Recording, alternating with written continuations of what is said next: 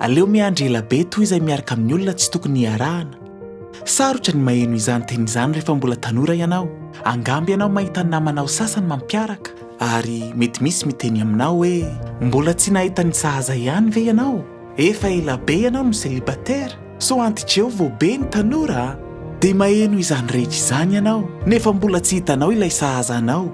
Te hampahery anao aho fa tsara ny miandry. Raha ny marina dia tsara kokoa ny miandry 10 taona mba ahafahanao miaraka amin'ny olona no manan'Andriamanitra ho anao, noho ny mitetateta manao sipa ary manambady olona tsy araka ny sitrapon'Andriamanitra. Ilay olona tian'Andriamanitra hiarahanao dia olona tia azy, manaraka azy, mankatoa azy ary hanampy anao hanakaiky azy. Ka aza maika raha mbola tsy nahita olona toy izany ianao.